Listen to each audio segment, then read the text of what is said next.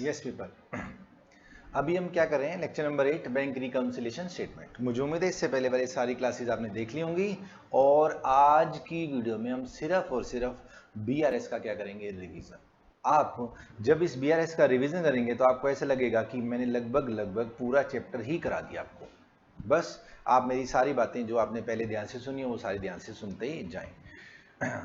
अब जो मैं आपको क्वेश्चन कराऊंगा या जिस हिसाब से कराऊंगा, आप अगर 2 मार्क्स का कोई थ्योरी में क्वेश्चन आता है तो वो भी अटेम्प्ट कर पाएंगे।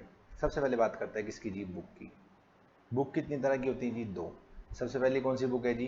Cash book. दूसरी कौन सी बुक है? पासबुक। कैश बुक कौन बनाता है? बिजनेस। ठीक है जी। पासबुक कौन बनाता है? बैंक। पासबुक का दूसरा नाम भी होता है क्या? हाँ सर, इसका नाम होता है बैंक स्टेटमेंट या अकाउंट होल्डर की कॉपी या अकाउंट होल्डर की स्टेटमेंट। ठीक है जी। कैश बुक का या तो डेबिट बैलेंस हो सकता है, डेबिट बैलेंस हो सकता है, या कैश बुक का क्या हो सकता है? Credit balance. सेम बात यहां पर एप्लीकेबल होती है। पासबुक का या तो क्या हो सकता है? डेबिट बैलेंस, या पासबुक का क्या हो सकता है? Credit balance. अब जो ये कैश बुक का डेबिट बैलेंस है और जो ये पासबुक का क्रेडिट बैलेंस है, ये बिजनेस के फेवर में होता है। दोबारा बता देता हूं, ये क्या होता है? बिजनेस के फेवर में, हमारे फेवर में, क्योंकि हम तो अकाउंट्स किसके हिसाब से बनाएंगे? बिजनेस के हिसाब से बनाएंगे। और जो ये हमारा कैश बुक का क्रेडिट बैलेंस होता है और पासबुक का डेबिट बैलेंस होता है, ये हमारे अगेंस्ट होता है, बिजनेस के अगेंस्ट होता है। इसलिए इसको क्या बोलते हैं? ओवरड्राफ्ट का बैलेंस बोलते हैं। ठीक है सर। अब सर, ये जो कैश बुक थी, ये मैं बुक थी, ये जो कैश बुक थी, ये भी कई तरह की थी। सिंगल कॉलम थी, डबल कॉलम थी, ट्रिपल कॉलम थी, पेटी कैश बुक थी। तो ट्रिपल कॉलम कैश बुक के अंदर एक कैश का कॉलम होता था, एक बैंक का कॉलम, लिख देता हूं मैं आपके लिए, कॉलम होता था, और एक डिस्काउंट का कॉलम होता था। तो जो कैश बुक का बैंक कॉलम है और जो पासबुक है, ये दोनों इक्वल होने चाहिए। क्या होने चाहिए जी? इक्वल। लेकिन ये कई बार इक्वल नहीं होती।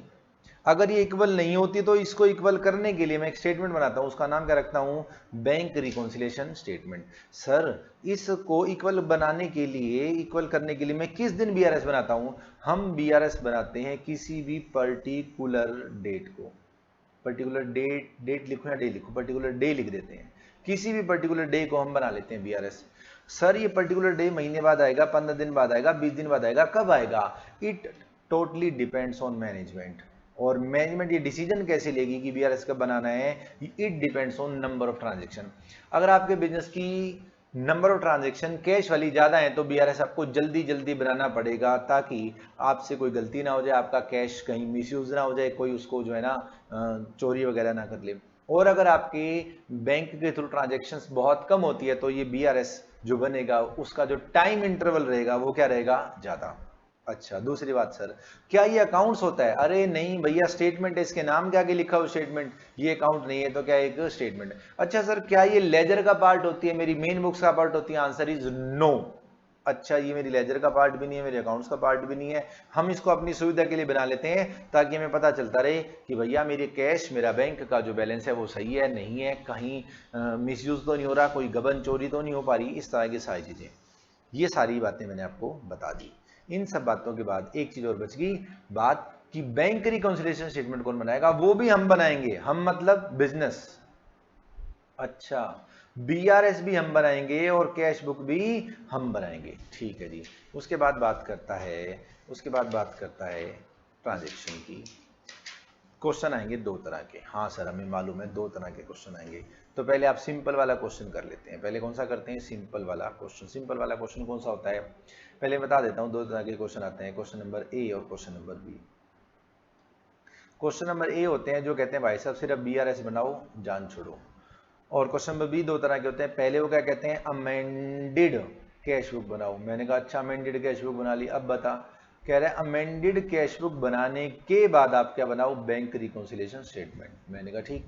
और सर आपने तो बताए थे ये वाले क्वेश्चन फिर दो तरह के होते हैं। अरे वो तो अपने आप हो जाएंगे ना, एक में पड़ोसी को कोनी मारनी पड़ती है और एक में पड़ोसी को कोनी नहीं मारनी पड़ती। कैसे? मैं बताता हूँ। एक कैश बुक, एक पासबुक। आपको कह दे कैश बुक का ये बैलेंस है, मैंने कहा ठीक। आपको कह दे पासबुक का ये बैलेंस है, मैंने कहा ठीक। कह रहे इन दोनों को बराबर करो। अरे मैं यहां से चलूंगा, कुछ प्लस माइनस करूंगा तो ये आ जाएगा, और ये क्वेश्चन में गिवन है। इट मींस मेरा क्वेश्चन का जो सोल्यूशन है जो मैंने किया है वो सही है कि नहीं, वो मुझे पता चल जाएगा। मुझे पड़ोसी को कोनी मारने की जरूरत नहीं है। कोनी कैसे मारते हैं, ऐसे ही मारते हैं? हाँ भाई बताइए एक बारी। अब अगली बात फिर इसकी रिवर्स है। मान लो मैंने पासबुक का बैलेंस बेच लिया। अरे उसमें कौन सी नई बात है, पासबुक का बैलेंस बेच लो, इसमें कुछ प्लस करो कुछ माइनस करो, कैश बुक का बैलेंस आ जाएगा, और कैश बुक का बैलेंस क्वेश्चन में गिवन होगा। और अगर ये नहीं गिवन होगा तो भैया मेरे को डाउट रहेगा, पता नहीं क्वेश्चन ठीक है या नहीं। अच्छा सर, इसको कैसे सोल्व करते हैं? इसको सोल्व करने के फिर दो तरीके हैं। अच्छा सर, इसको भी सोल्व करने के दो तरीके हैं। मैंने कहा और क्या, पहले तो बन जाओ अर्जुन। अर्जुन की तरह देखो मेरा बेस क्या है। बेस या तो कैश बुक होगी या पासबुक होगी। हाँ सर सही बात है। फिर देखो मेरे बेस में ट्रांजैक्शन की गई है कि नहीं गई, की गई। अगर आपके बेस में ट्रांजैक्शन की गई है तो ऊपर आ जाओ, और ट्रांजैक्शन नहीं की गई तो नीचे आ जाओ। अगर आपके बेस में ट्रांजैक्शन की गई है तो दो बातें, या तो ट्रांजैक्शन करते वक्त प्लस किया होगा या ट्रांजैक्शन करते वक्त क्या किया होगा, माइनस। और अगर आपके बेस में ट्रांजैक्शन नहीं की गई तो दो बातें, या तो मैं प्लस करना भूल गया या मैं माइनस करना भूल गया। अगर मैं प्लस करना भूल गया, अगर मैं प्लस करना भूल गया तो कोई गुना थोड़ी कर दिया, अब प्लस कर दो। और अगर आप माइनस करना भूल गए तो गुना थोड़ी कर दिया, आप क्या कर दोगे, माइनस। और अगर आपने गलती से एंट्री कर दी, आपके बेस ने ट्रांजैक्शन की एंट्री कर दी, तो दो बातें, या तो ट्रांजैक्शन करते हुए प्लस किया होगा या क्या किया होगा, माइनस। अगर आप ट्रांजैक्शन कर चुके तो इस ट्रांजैक्शन का क्या कर दोगे, रिवर्स, क्योंकि ट्रांजैक्शन जो आप कर चुके उसका इफेक्ट हटा दो। प्लस का रिवर्स क्या होता है, माइनस, और माइनस का रिवर्स क्या होता है, प्लस। ये जो सारे आंसर मैंने बॉक्स में डाल दिए, ये सारे आपके आंसर होंगे if your base is favourable. हाँ, जब आपका बेस क्या होगा, फेवरेबल। और फेवरेबल बेस दो होते हैं, या तो कैश का कौन सा बेस हो, डेबिट, या पास का कौन सा बेस हो, क्रेडिट। और अगर मान लो सर कैश का क्रेडिट मेरा बेस है या पास का डेबिट मेरा बेस है, जिसको आप ओवरड्राफ्ट बोलते हो, तो क्या करेंगे? मैंने कहा बड़ा आसान। ये जो आपने आंसर सामने लेकर आए थे, ये जो आप सामने आंसर लेकर आए थे, इन आंसर को फिर से क्या कर दोगे, रिवर्स। माइनस का रिवर्स क्या होता है, प्लस। प्लस का रिवर्स क्या होता है, माइनस। प्लस का रिवर्स क्या होता है, माइनस। माइनस का रिवर्स क्या होता है, प्लस। ये सब आपके आंसर होंगे if your base is unfavourable. और अनफेवरेबल फिर दो होते हैं, एक कैश का क्रेडिट मेरा अनफेवरेबल होता है, एक पास का डेबिट मेरा अनफेवरेबल होता है, जिसको अपन ओवरड्राफ्ट भी बोलते हैं। अच्छा सर ठीक है। ये जो आपने रेड पेन से बनाया ना, जो आपने रेड पेन से बनाया है, इसको सोल्व करने का एक और तरीका होता है। मैंने कहा हाँ एक और तरीका होता है। वो तरीका कौन बोलता है करने के लिए? सर वो तरीका तो मैथ बोलता है। अच्छा अच्छा अच्छा। जब ओवरड्राफ्ट के क्वेश्चन होते हैं तो उसको दो तरीकों से सोल्व कर सकते हैं, एक अकॉर्डिंग टू मैथ, एक according to CA. According to math कैसे सोल्व करते हैं? हमने अपना जब सॉल्यूशन किया तो ऐसे दो लाइनें लगा दी। मैंने कहा भाई साहब ये प्लस वाला फिगर है, ये माइनस वाला फिगर है। मैंने कहा अच्छा आप बोल। जो मेरा बेस था ओवरड्राफ्ट, वो मैं यहां से स्टार्ट करूंगा, प्लस वालों को प्लस करता रहूंगा, माइनस वालों को माइनस करता रहूंगा, एंड में एक आंसर आ जाएगा, वो या तो प्लस का आएगा माइनस का आएगा। मैथ कहता है आप ऐसा कर सकते हो। मैंने कहा अच्छा। सीए इंस्टीट्यूट कहता है भाई आप ऐसा नहीं कर सकते, आप या तो डेबिट बैलेंस लिख सकते हो या क्रेडिट बैलेंस लिख सकते हो। अकाउंट्स में आप कैसे लिखोगे, माइनस के 20,000 का बैलेंस है, आप या तो बोलो डेबिट बैलेंस है या बोलो क्रेडिट बैलेंस है। तो इसी क्वेश्चन को हम सिंपल करते हैं, इस बेस को हम क्या कर देते हैं, पॉजिटिव करके लिख देते हैं। सारे के सारे जो मेरी एडजस्टमेंट है, सारी की सारी एडजस्टमेंट है मैं रिवर्स कर देता हूं, प्लस वाली माइनस कर देता हूं, माइनस वाली प्लस कर देता हूं। उसके बाद जो आंसर आता है, इस आंसर को भी हम क्या कर देते हैं, रिवर्स। अच्छा सर बात खत्म, इसमें कोई प्रॉब्लम भी नहीं है। और ऐसे तो हमने क्वेश्चन भी किए थे। हाँ हमने क्वेश्चन किए थे सर, हमें याद है। आपने क्वेश्चन में 5 भी कराया था, फिर उसको ठीक भी कराया था, फिर एक और क्वेश्चन भी कराया था। मैं दिखा देता हूँ आपको, मेरे पास पड़ा है बाय चांस। हमने BRS बनाया था, हमने जो है ना माइनस वाले से हमने क्वेश्चन क्या करा था, स्टार्ट किया था। ये रहा, ये मिल गया, बाय चांस पड़ा है। कैश बुक और कैश बुक का भी क्या है, ये ओवरड्राफ्ट। तो जो मैंने सोचा था उसका रिवर्स मैंने आंसर किया, और जो फाइनल आंसर आया, final answer according to math 16,93,600 plus का है, लेकिन हम इसको क्या बोल रहे हैं, ओवरड्राफ्ट एज पर पास हो गया, यानी कि मैंने आंसर को भी फिर क्या कर दिया, रिवर्स कर दिया। ठीक है सर, ये ओवरड्राफ्ट वाला तो हो गया खत्म।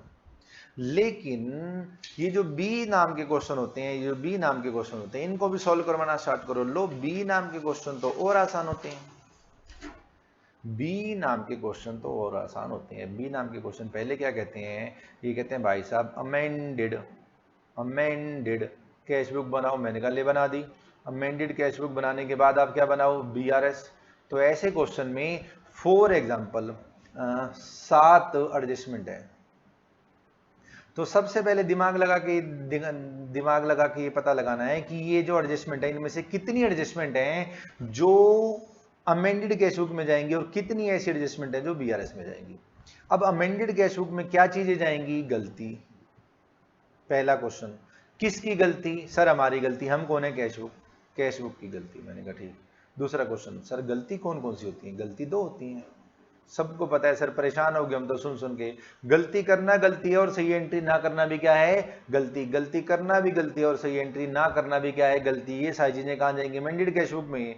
और इस अमेंडेड कैश बुक का जो अमेंडेड बैलेंस आएगा, हाँ सर समझ में आ गया हमारे को, अमेंडेड कैश बुक का जो अमेंडेड बैलेंस आएगा उसको बेस मानते हुए हम क्या बनाएंगे, बीआरएस। और फिर बीआरएस के बाद हमारा फाइनल आंसर आ जाएगा। मैंने कहा ठीक। सर आपने इसका एक बड़ा मस्त वाला क्वेश्चन भी कराया था, हमें याद है, जैसे आपने सॉल्यूशन नंबर 6 कराया था। हमने सबसे पहले क्या बनाई, कैश बुक, डेबिट बैलेंस से शुरू किया, गलतियां सुधारी, बाय चांस इसका क्लोजिंग बैलेंस भी डेबिट बच गया। इस closing debit balance amended cash book के बैलेंस को हमने बेस माना और उसके बाद आंसर निकाल दिया, ये पासबुक का आंसर आ गया। इतना कुछ समझने के बाद अब आपके सामने 3 आंसर आ रखे हैं। हाँ सर, एक तो आपके पास आ रहा है कैश बुक का ये वाला बैलेंस 4610, हाँ सर। एक आपके पास अमेंडेड कैश बुक का बैलेंस आ रहा है 297,410, और एक आपके पास पासबुक का बैलेंस आ रहा है 650,410। क्वेश्चन ये उठता है कि भैया अगर मैं बैलेंस शीट बनाऊं तो कौन सा बैलेंस जाएगा। हाँ सर सही बात है, एक तो कैश बुक का 4610, कैश बुक का ही बैलेंस है 4610, एक और कैश बुक का ही बैलेंस है जो हमने ये लिखा था 297,410, 297,410, और एक और था जी पासबुक का बैलेंस जो आया था पासबुक के हिसाब से 6,50,410। इनमें से कौन सा बैलेंस बैलेंस शीट में जाएगा, जब हम बैलेंस शीट के एसेट साइड में लिखेंगे कैश एट बैंक, तो कौन सा फिगर लिखेंगे, या इनमें से एक से ज्यादा फिगर लिखेंगे। पहली बात, इनमें से एक ही फिगर आएगा, क्योंकि ये बैंक का फिगर है, तो मेरे बैंक में कितने पैसे जमा हैं वो मैं एक ही बार लिखूंगा। सर हम बुक बनाते हैं कैश, पासबुक तो हम बनाते नहीं, तो सर पासबुक का बैलेंस मेरी बिजनेस की बैलेंस शीट में जाए, ये तो गलत हो गया। मैंने कहा जाओ, बिल्कुल सही जवाब भैया, पासबुक जब मैं बना ही नहीं रहा तो पासबुक का बैलेंस मेरी बैलेंस शीट में क्यों जाएगा, मैं तो कैश बुक बना रहा हूं। मेरी कैश बुक में जब मेरा खुद का बैंक कॉलम है तो मैं उसकी चर्चा करूंगा। सर ये बात तो है सही। अब एक बात और बता दो बस, 4610 आएगा कि 297,410 आएगा, इसमें से भी ये जो अमेंडेड बैलेंस है ये मेरा बैलेंस शीट में जाएगा 297,410 कैश एट बैंक के नाम से। अमेंडेड कौन सा जी, amended, amended balance as per cash book, ये आपका बैलेंस शीट में जाएगा।